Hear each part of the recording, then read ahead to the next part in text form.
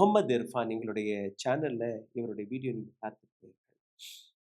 முகமது இர்ஃபானுடைய ஒரு சில வார்த்தைகளை நான் எடுத்து காட்டுகிறேன். அதற்கு பின்பு அவர் பேசியது அப்படியே ஒரு 5 நிமிஷத்துக்கு நீங்க கேட்கணும்.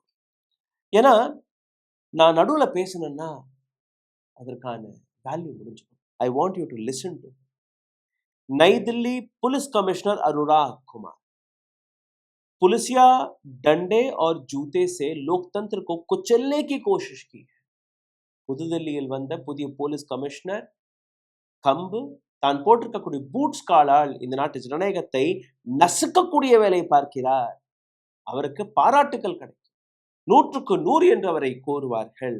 ஆனால் இன்று காலை என்னுடைய குடிசையிலிருந்து நான் எழும்பும் போது நான் பார்த்த அந்த காட்சி,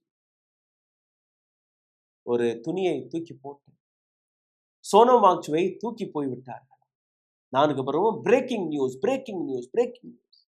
யார் இந்த நபர்? தீவிரவாதி, ரவுடியா? கிடையாது.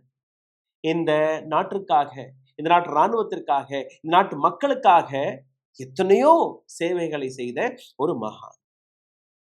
அப்படியே அந்த காட்சிகளை நான் பார்த்து கொண்டிருக்கும் போது என்னுடைய ரத்தம், என்னோட சதை, என்னோட எலும்பு துடிதுடித்து போனது. எதற்காகடா? இன்னும் இந்த குடிசையில படுத்து கிடக்கிற, எந்திரிச்சு போ.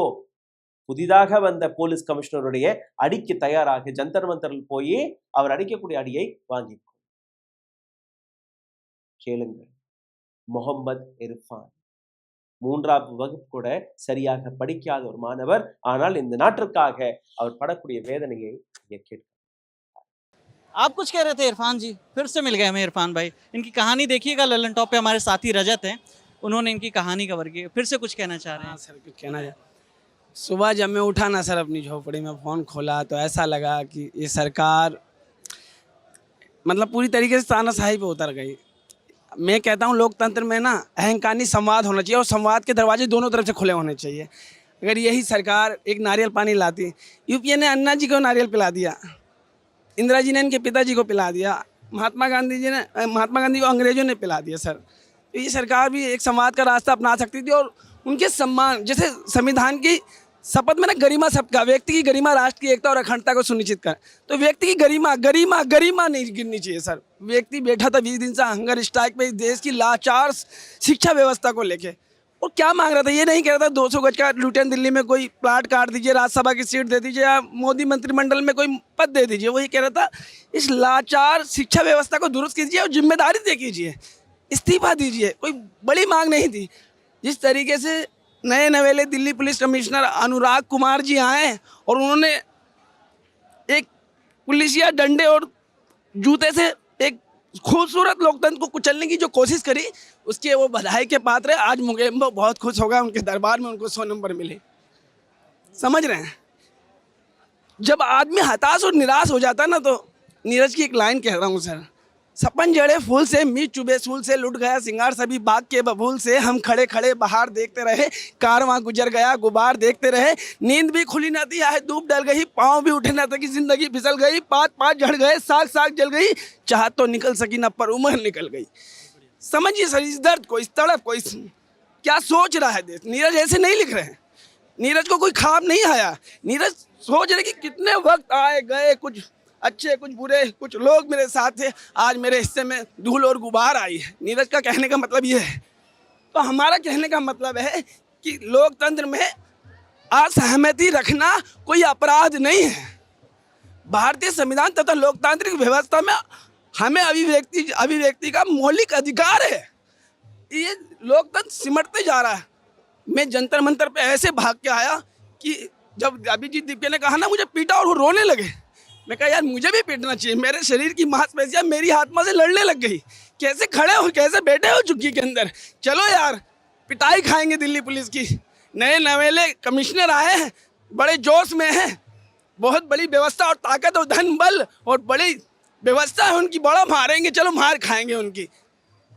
ये नहीं है लोकतंत्र का, ये रास्ता नहीं है। लोकतंत्र में संवाद होना चाहिए, कोई आपसे सहमत हो या ना हो, ट्राइबल दोनों के लिए।